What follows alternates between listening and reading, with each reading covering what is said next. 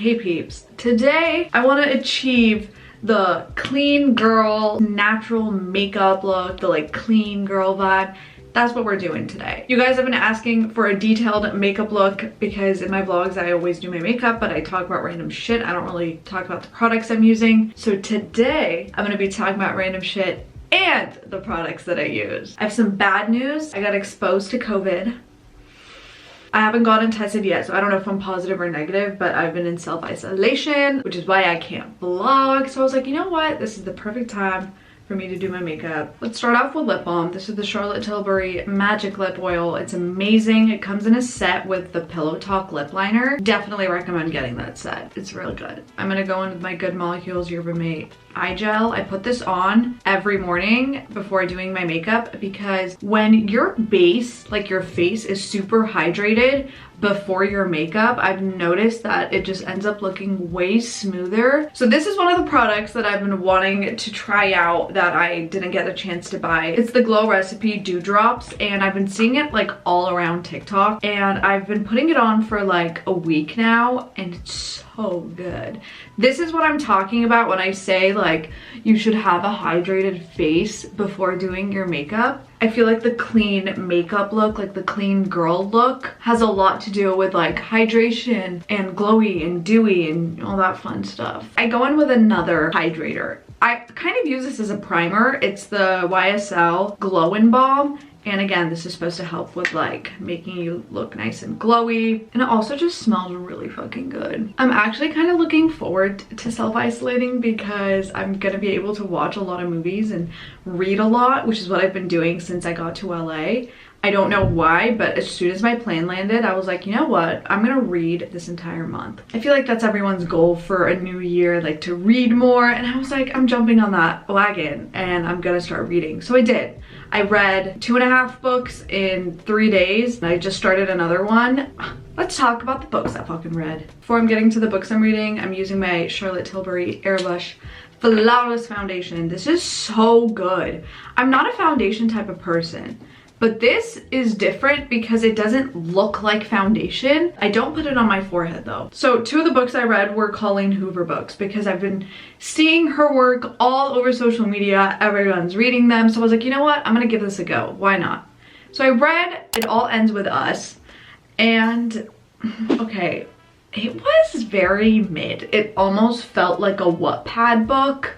No, it didn't almost feel like a Wattpad book. It was a Wattpad book. And I didn't know that it was gonna be like that going in just because it has so much like publicity around it. So I was expecting like a lot more. It was just kind of underwhelming. The book does touch on a lot of important topics like sexual assault and abuse and rape. I don't know if it's because of the way it was written, but there's such hard-hitting topics, and I feel like the message was delivered in a very basic cliche way. And for a book that got so much recognition, I feel like there are definitely books that do a better job at talking about those topics. After I read it, I was like, okay, you know what? Maybe it's just this book that, you know, I didn't connect with. So I was like, let me read another one of her books. And I read Ugly Love. And it was just the same. It literally felt like a Wattpad book, basic romance story. And I was just underwhelmed. You know what I mean? I saw people reviewing it, and some of them were like, I cried so much, I couldn't stop crying. The writing didn't elicit any emotion out of me. I didn't feel like crying. It was a very easy read though. If you're just reading to like read it, you know, you don't really care, then like go for it. It's not a bad book. Like, it can be entertaining.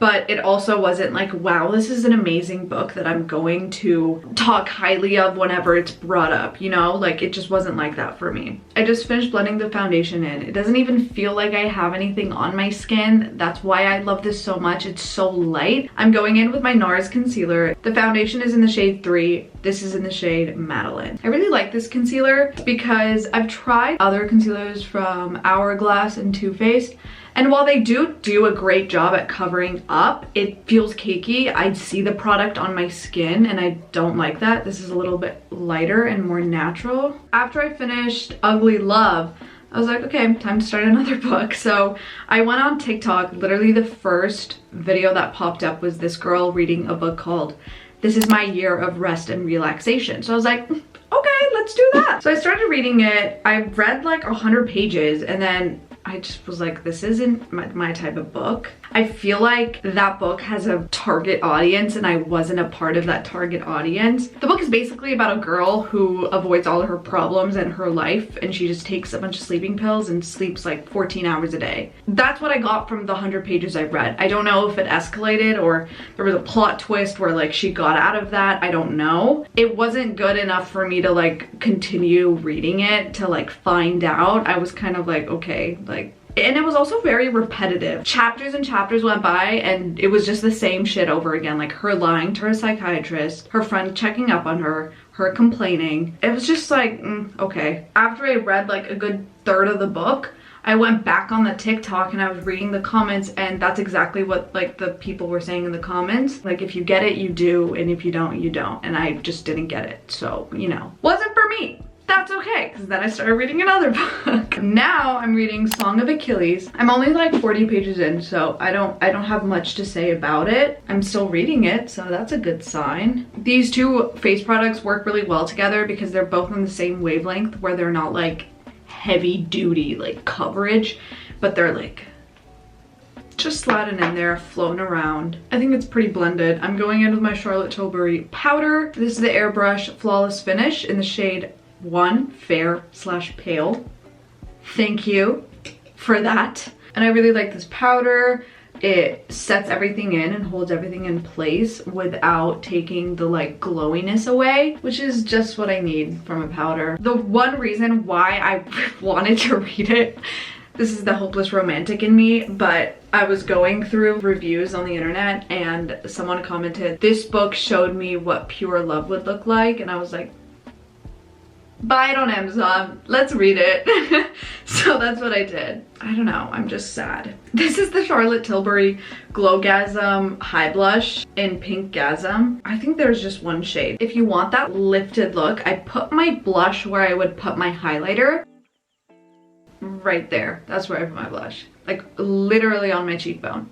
On the cheekbone. And I blend this with my fingers because the heat from your fingers blends the product better than a beauty blender would. And I also like blended a little bit on my temple. This pimple, I popped it this morning, so it's inflamed and it's not going down. It's totally my fault and I will own up to it, but it's really getting in the way of my life right now. Highlighter time. I've talked about this product, I don't even know how many times.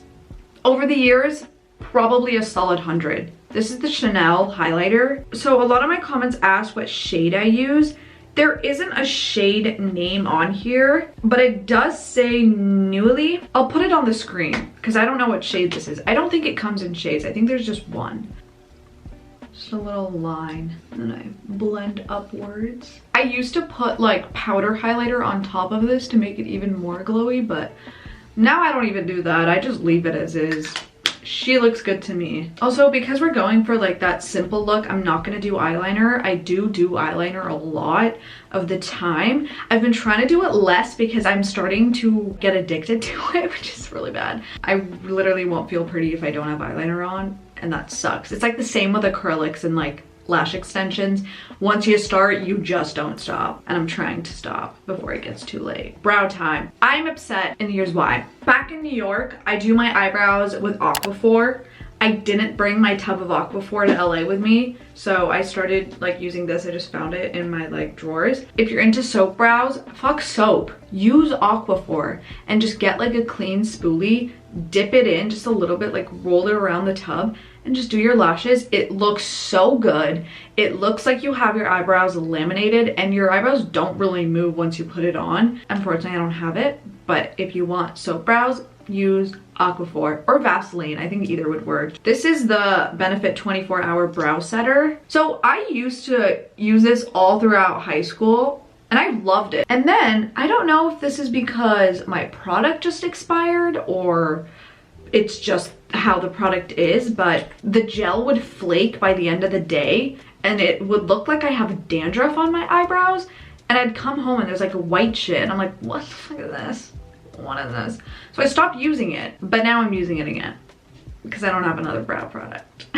We're gonna curl our lashes. I've been also watching a lot of movies. A couple of the movies I've seen. Oh, can we talk about Spider-Man really quick? If you haven't seen it, I would like skip a little because I might spoil it, but oh my god. Are you kidding me? That was like really good. That was a really good movie. When they all came out, I was like losing my shit. I didn't know what to do. I also loved the energy in the movie theater. Everyone was like verbally praising the movie as we were all watching it, and it was just so nice, like everyone feeling the same way. It's crazy that like a movie can do that. 10 out of 10. Like I really fucked with that movie. It's definitely one of those movies that like you will watch again and again throughout your life, and I'm so okay with that. I also watched Don't Look Up a couple days ago. It was very good in the sense that it did a really great job of talking about climate change without shoving it down your throat. Big Mouth with their last season definitely did that. Sex Education definitely does that. And just like that, when they're talking about the pandemic, like the way that movies sometimes talk about current social situations and like social injustices, they do it so unnaturally, and it feels so fake, and it feels like performance activism. It feels like they're overcompensating, and that's why it feels like it's a performance and it's not like real and genuine. That's my piece about some